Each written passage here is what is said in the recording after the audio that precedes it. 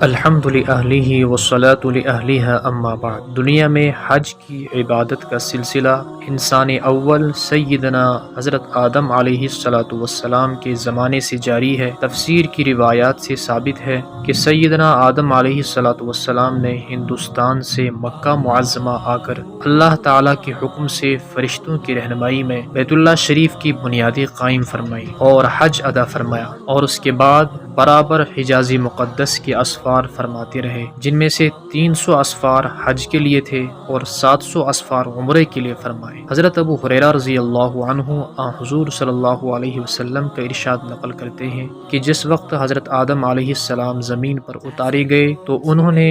خانہ کعبہ کا 7 چکر طواف کیا۔ اب جہاں مقام ابراہیم ہے اس کے مقابل 2 رکعت نماز ادا کی اور اس کے بعد دعا فرمائی، اے اللہ تو میرا باطن اور ظاہر سب جانتا ہے، بس میری معذرت قبول فرما، اور تو میری حاجت کو بھی جانتا ہے، لہٰذا میری مانگ پوری کر دے، اور تو وہ سب جانتا ہے جو میرے نفس میں ہے، بس میرے گناہ بخش دے۔ اے اللہ میں تجھ سے ایسا ایمان مانگتا ہوں جو میرے دل میں پیوست ہو، اور ایسا سچا یقین کہ جس سے مجھے عین الیقین حاصل ہو کہ تو نے جو کچھ لکھ دیا ہے اس کے سوا ہرگز نہ مجھ کو کچھ ملے گا، نہ کوئی تکلیف پہنچے گی، اور چاہتا ہوں کہ تیری تقسیم سے راضی رہوں۔ حضرت آدم علیہ السلام دعا کر چکے تو حق تعالیٰ نے وحی بھیجی کہ ہم نے تمہاری خطا بخش دی، اور تمہاری اولاد میں سے جو کوئی ہمارے یہاں آ کر تمہاری اس دعا کو پڑھے گا ہم اس کے گناہ بھی بخش دیں گے۔ حضرت ابو ہریرہ رضی اللہ عنہ کی ہی روایت ہے کہ جب سیدنا آدم علیہ السلام حج کے مناسک ادا کر کے فارغ ہوئے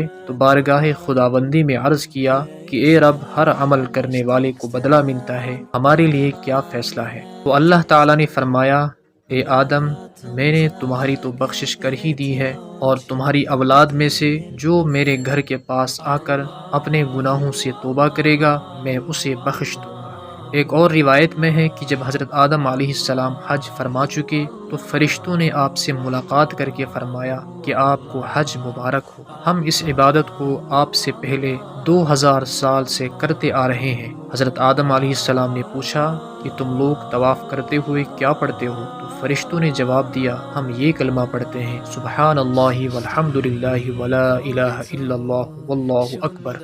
پھر حضرت آدم علیہ السلام نے بھی طواف میں اسی کلمے کی کثرت فرمائی۔ بعد میں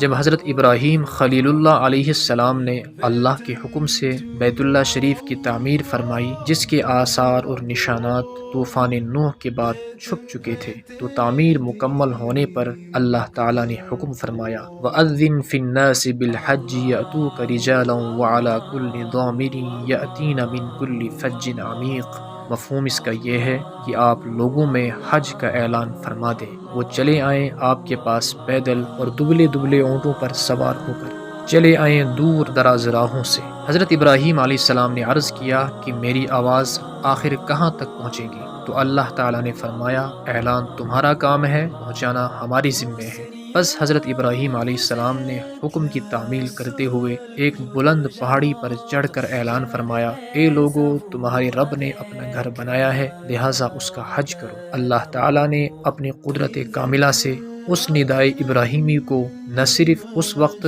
تمام مخلوقات تک پہنچایا، بلکہ جو لوگ ماں کے پیٹوں